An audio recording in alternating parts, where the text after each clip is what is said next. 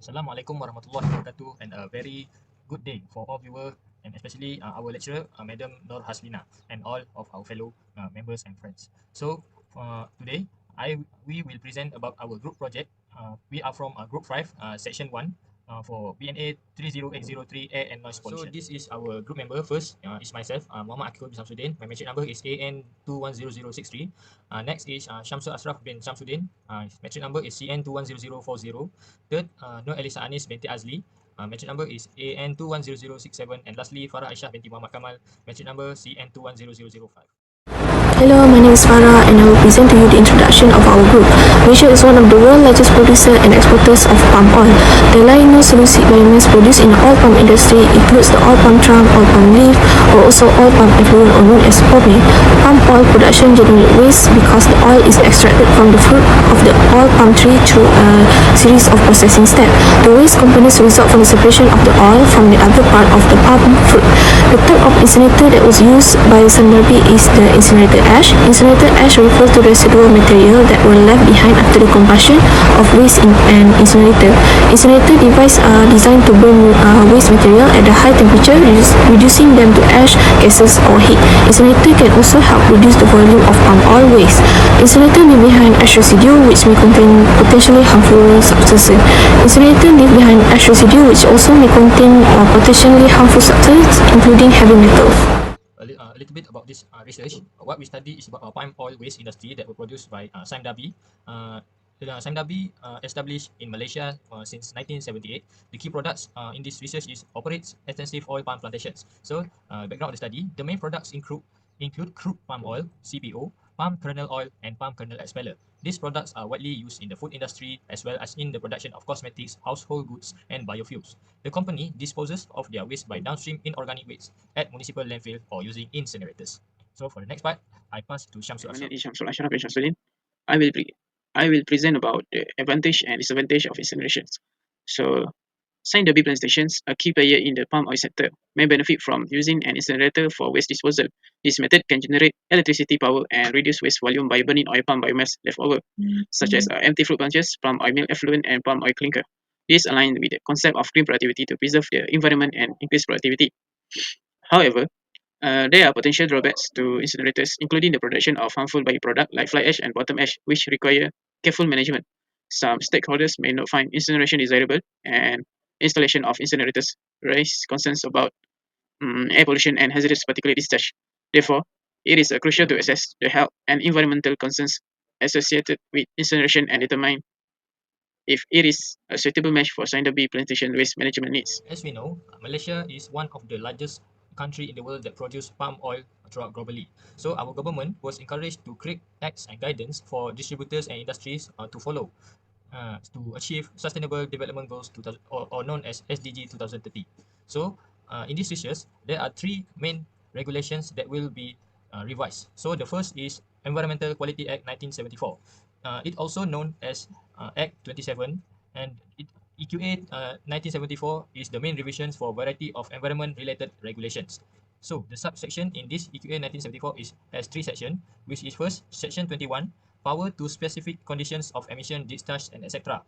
This section prove authority to designate acceptable circumstances for disposal of pollutants. For example, limit the maximum pollutants and emission rate and etc. Next is the Section 22, restriction of pollution of atmosphere. This section forbid release of pollutants into atmosphere and prevent and manage air pollution condition environmentally.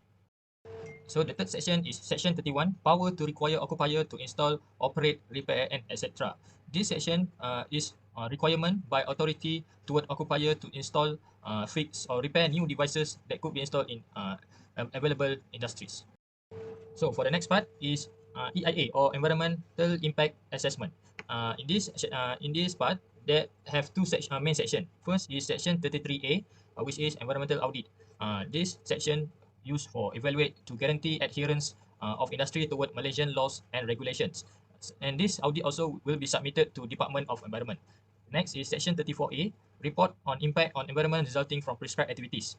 In this section, industries will draft report by qualified individual appointed, and the report will be drafted with compliance with Department of Environment requirements of evaluation. So for the third part is Malaysia Sustainable Palm Oil. or MSPO certification. This act used as certified for plantation and uh, usually known as MSPO certification scheme. So there are only one section that is related to an MSPO certification, which is MSPO 2530-4, requirements for palm oil mill. This is similar to EIA, which is creating EIA report, but using MSPO compliance. And next, MSPO certification related to social biodiversity and such more. This to ensure sustainable management practices in industries or occupier in the palm oil industry. Assalamualaikum. My name is Nur Elisa Anis and I will be presenting about control devices employed with the incinerator. Greenhouse gas emission, GHG. Intensity at the upper stream operation has become a significant problem for Sandafi. And it is mentioned that 1.01 tons of carbon dioxide, which is CO2, has been released during the processes. And best available technique, economically achievable BAT, can be the reference to prevent the pollution and reduce emission from the industries. And BAT estimates that 0.7 to 1.7 tons of CO2 are produced for every ton of municipal waste that is burned. And according to LUDI, ETL 2004, it claims that fibers, shells, and empty bunches of fruits are produced during the harvesting, replanting, and milling processes. And this can be utilized as boiler fuel to produce steam and electricity needed by the mill. And it is practically applied for plantations such as Sandafi itself. And it is also mentioned that the empty bunch of the old palm oil mill will be burnt in the incinerator to produce fertilizers. And for those processes, it is important to comply with control devices to control the emission which can lead to air pollution. So that we propose two control devices which are carbon capture and storage and bag burners. The first control device to be proposed is CCS, carbon capture and storage. CCS is the method of lowering carbon emission through the underground transportation, storage, and capture of carbon. And when it comes to CO2 emission, CCS is one of the effective way to control the overload of CO2 emission. The goal of CCS is to sequester the carbon dioxide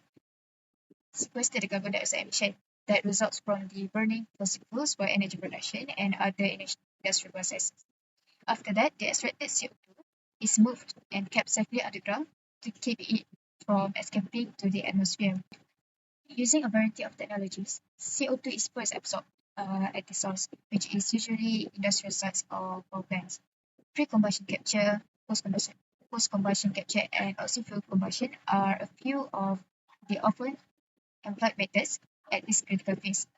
All methods provide flexibility in integrating into existing infrastructures and can be tailored to suit different industrial scenarios.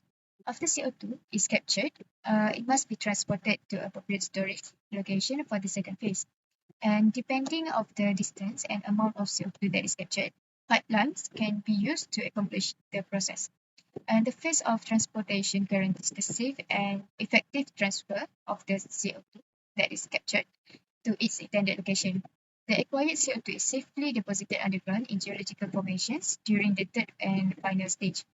And restricting CO2 within this formation will lessen its effects on climate change by avoiding its discharge into the atmosphere.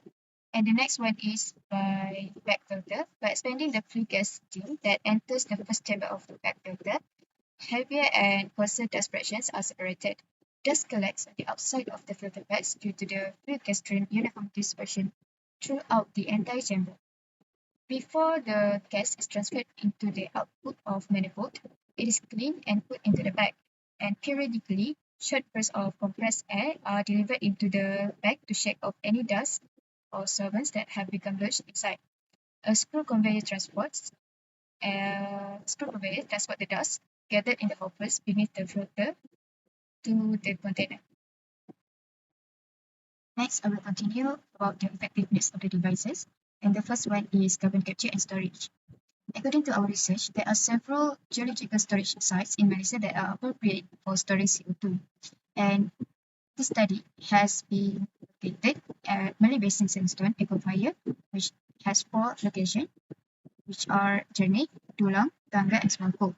And it provides subcritical post-combustion carbon capture and storage, which improves the environmental performance of a pulverized coal boilers, with a total storage potential of 114 billion metric tons of CO2. And the other case study is about the Sleipnir project, which is located at the North Sea, which involves the extraction of natural gas with high CO2 content.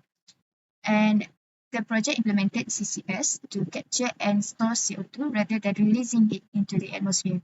And the project extracts CO2 from the generated stream using amine-based absorption technology.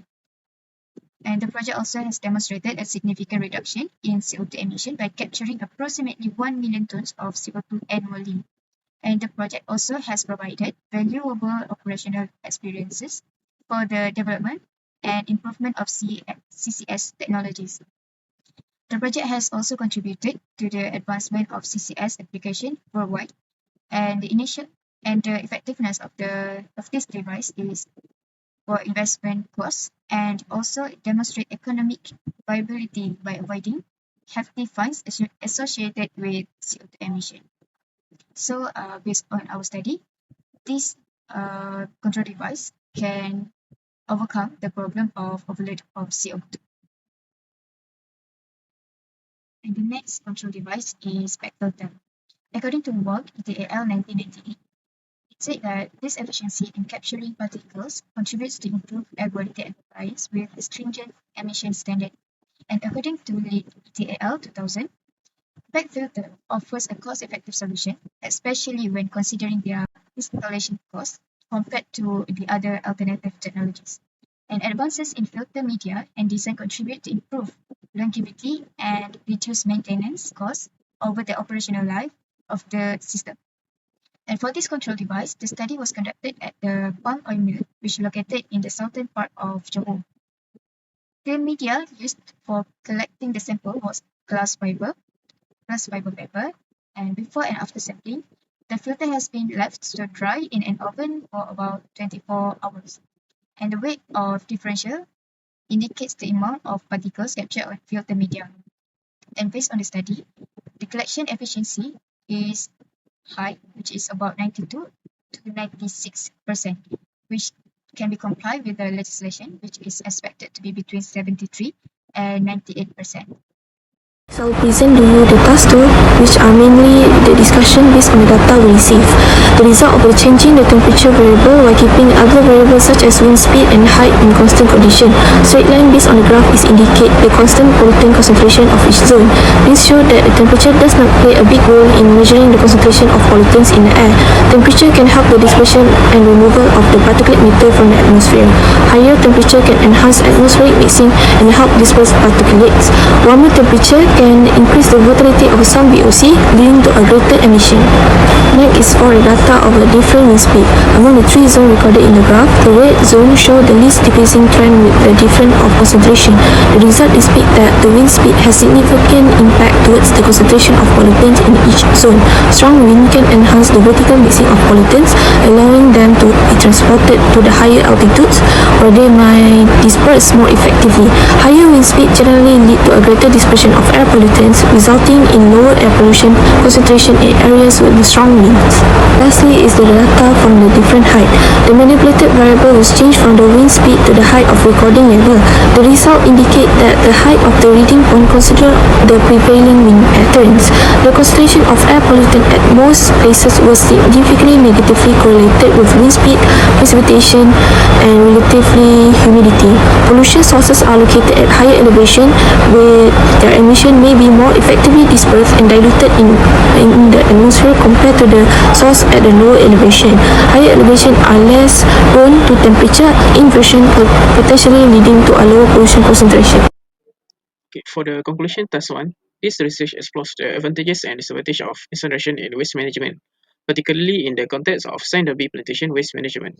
Incineration can produce energy, reduce waste volume, and address limited landfill space, but also has high operating costs and potential air pollution.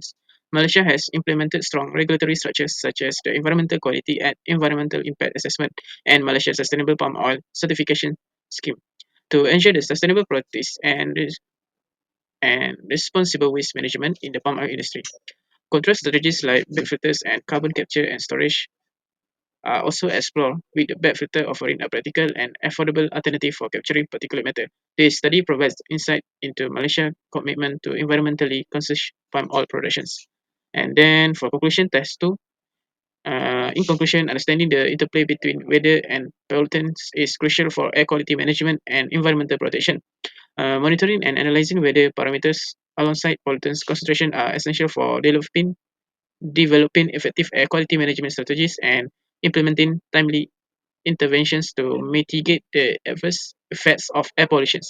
Monitoring at higher elevation provides a better understanding of pollutant transport and dispersion.